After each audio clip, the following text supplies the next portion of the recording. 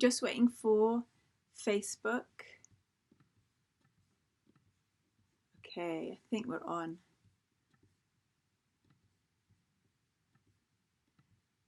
Okay, so the reason that I've popped on here to speak to you all live is that yesterday I did a call for questions. I asked you guys actually to tell me why you homeschool, and I hope that you found that beneficial to dwell on why it is that you decided to homeschool or why you're considering it. I found the answers really, really useful. And that's what I'm here to talk to you about today, is why we homeschool our children. It's a question I get a lot online. I get a lot in real life as well.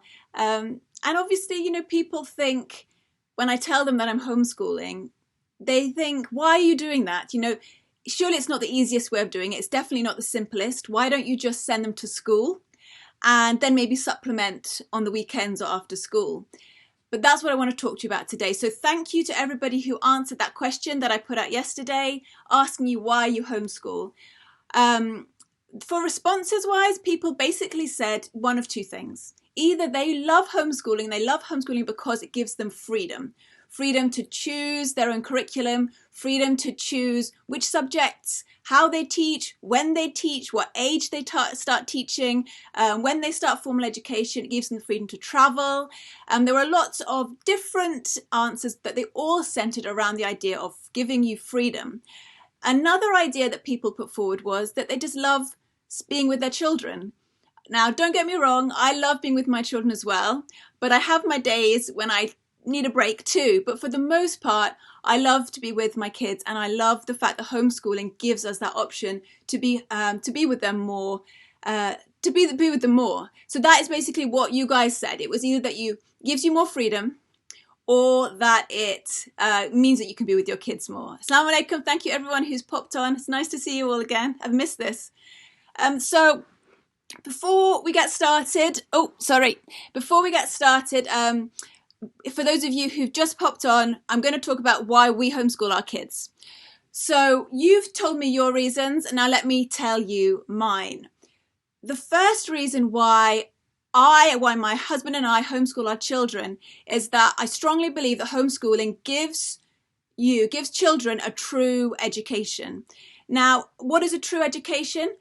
Classical educators have this definition that you will see thrown around that I think is beautiful. A true education is defined as one where the aim of education is to order the child's affection. What does that mean? I'll tell you what that means. That means that at the end of their education, when they leave your home, they love what is good and they hate or dislike what is bad.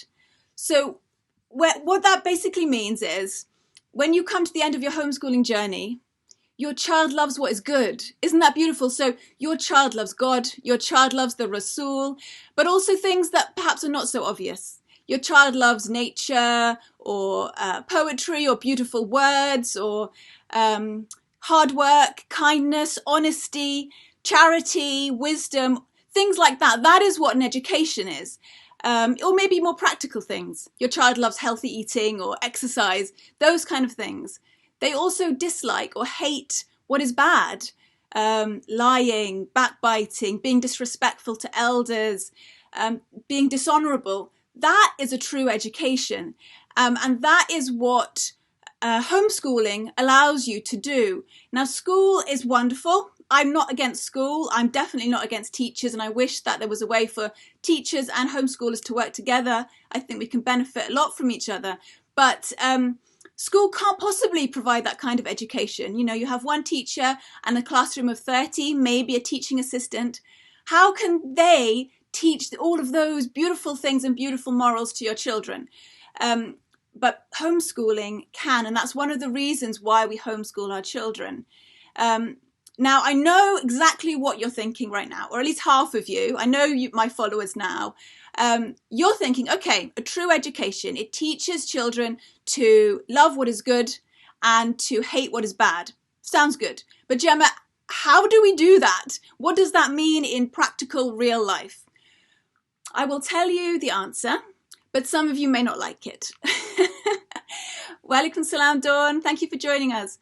So, the way to create a true education for your children, for your family, is number one, first and foremost, through your example.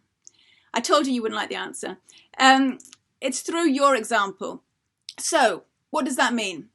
Your children will love what is good. So, if they see you reading Quran, if they see you working hard, if they see you loving poetry or football, or they see you loving honesty, that is the example that you're showing them. Those are the traits that you will pass on to your children. Likewise, the things that you dislike, the things that you hate, you're showing them, you're setting an example of what they will dislike. So maybe you dislike rudeness, or you dislike stinginess, those sorts of things, and we don't need to dwell on the bad things. So it's the number one way of creating a true education for your children is through your example. The second way is through the example of others. So through their friends, through their family. That is why homeschooling is so beautiful, because as a parent, you can create an environment for your children where they're surrounded by good influences, where they're surrounded by people who will uphold those morals and set those high standards and set those examples for them. And finally, I know I'm keeping this kind of brief, but my baby, who's 5 weeks old, is sleeping in the next room and he could wake up at any moment. So I'm trying to rattle through this as quickly as I can. Finally, the way to get a true education for your children in the way that I've defined is through using living books, which is kind of one of the cornerstones of a Charlotte Mason education. So when your children come across characters in a story or historical figures that they're reading about who have these beautiful characteristics, these beautiful morals that they uphold in their lives and set a good example, they are showing their children through those stories, how to live and what to love and what to hate. And so through those three ways, through those three examples, your children will gain a true education. Now, obviously, there's 101 other ways that you can educate your children well, but I think through the example of yourself, friends and family, and through what they read, really is a wonderful way of doing it, and it really encompasses it all. The second reason why we homeschool is because I love it. And I know many of you love it too, and I hope that it shows that I love it. We homeschool because I love it and it's a passion of mine. Now, surely that's not really a reason to homeschool because you as a mum love it. Surely it should be all about the kids, right? But sorry, I'm lost track. There should be many reasons why we homeschool, but I do love homeschooling. I love those days when it's raining outside and we huddle in front of the fire and we read Narnia and drinking hot chocolate. I love the days when we go on a nature walk and I see my daughter or my son in the distance running to me, clutching something, so desperate to show me what they've discovered, their minds full of questions and a big grin on their face. I love it when we're talking about books or I'm reading aloud to them and something clicks and they suddenly get a new interest and a new passion that they want to go and explore. I love just being able to take the afternoon off and go to the beach, or take the afternoon off when the children are ill. I love so many things. Oh, Instagram's gone. I love so many things about homeschooling, and it's difficult to just pin it down to one thing. But why does it matter? Why does it matter? If I love homeschooling, surely it's all about the children. And yes, I do agree with that to some extent, but Sarah Mackenzie, many of you know Sarah Mackenzie of Read Aloud Revival, she has written in one of her books that the key to successful homeschooling is a happy and peaceful mum. And I 100% agree to that. So the key to a successful homeschool is a happy and a peaceful mum. Now, why do you need a happy and peaceful mum to have a successful homeschool? Well, there's two reasons. First and foremost, if you want your homeschool to have any kind of longevity, if you want to be doing this for any amount of time, you need to be happy. You need to be enjoying it. You can't be doing this out of some kind of obligation or guilt, because it won't last forever. You will burn out, and you might even find that you start becoming resentful. And that brings me on to my second point. You have to be enjoying your homeschool, because if you become resentful and bitter, your children will pick up on that and it will affect them. Maybe you might start snapping at them, or maybe even if you don't, even if you keep it all together, children pick up on these things, don't they? And depending on the personality of your children, they could take that personally. Children have a way of seeing their mother's mood as a reflection on them, as a reflection on the level of your love for them. So if you're angry or bitter or snapping, they might be thinking, well, it doesn't matter how many maths questions I do. It doesn't matter how much I get in my spelling test, how many books I read. She's just not happy. I can't make her happy. And we don't want to put our children in that kind of position where they are responsible for our happiness. So whatever you do with your homeschooling right now, you have to find a way to bring joy, to be a joyful mum and to be happy. Your homeschool doesn't have to look like mine. It doesn't have to look like anybody's on Instagram. It has to look like what suits you and what works for you and your family, what makes you happy and what brings you joy. It is so important that you enjoy your homeschool, and it's not just about your kids, it's about you as a mother as well.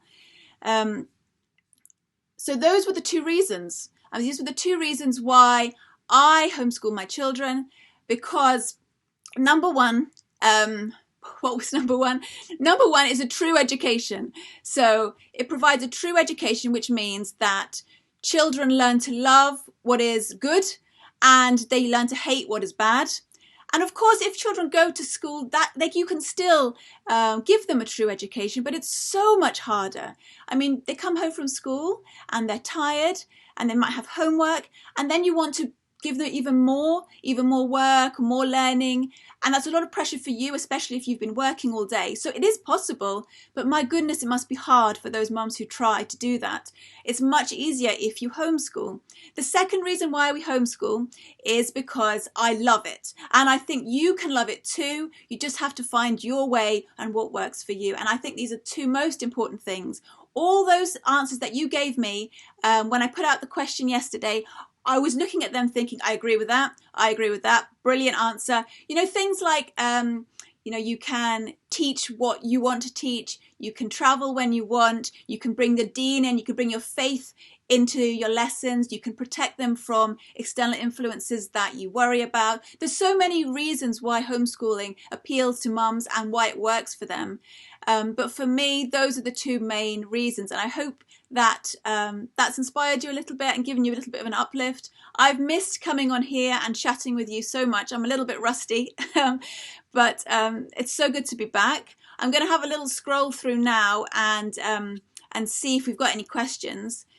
It's also worth me just ending with, you'll notice that when I talked about true education as being one where you learn to love what is good and hate and dislike what is bad, I didn't talk about GCSEs or A-levels. I didn't once mention that an education is about the exams you take. Now, exams are useful. They are tools. They are good things to have.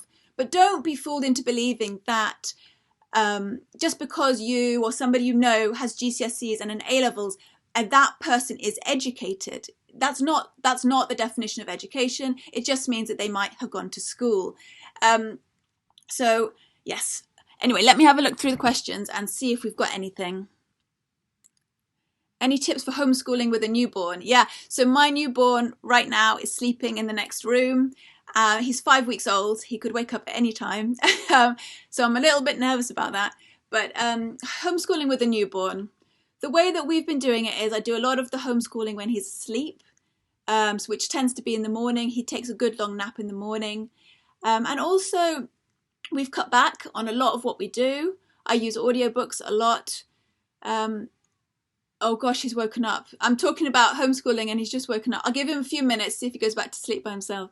I think in this time of our lives, we've got a newborn and there's a lot of change and we are healing, from labour and just becoming a new mum. It's really important just to take it easy on yourself And yes, it looks like on Instagram and Facebook like I've just gone fully back into the swing of things, but I can assure you I haven't. We've been taking it easy, doing things that I really love, that the kids really love and really enjoy, and not pushing ourselves too hard. I mean, it's really worth remembering that when you know, whatever you achieve, whatever you get done in a day, it's not down to you. It doesn't matter how hard you push, and how hard you try, and how much you plan, and how many lists you make. Ultimately, at the end of the day, it's all up to God. It's all up to Allah. It's all in His plan. So if you've planned out, you know, maths, spelling, grammar, and you've got a whole list of things, but your baby keeps waking up and crying, you know, maybe spitting up, maybe the other kids are misbehaving, goodness knows what's happened, the food's burning.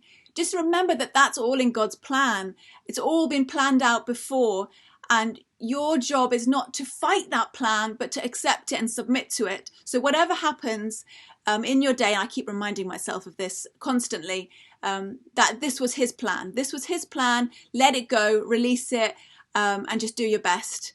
And, you know, newborn stage doesn't last forever. It goes so quickly. Try and enjoy it. I know it's hard when you're sleep deprived. Try and treasure it, and don't stress about homeschooling too much. Do what you can. An easier time is coming. This newborn stage is only short, and yeah, I hope that answers your question. I can't hear him crying. I think he's gone back to sleep. Okay, we'll keep going through the questions. Oh, thank you. That's some nice comments. Thank you. Jazakallah khair.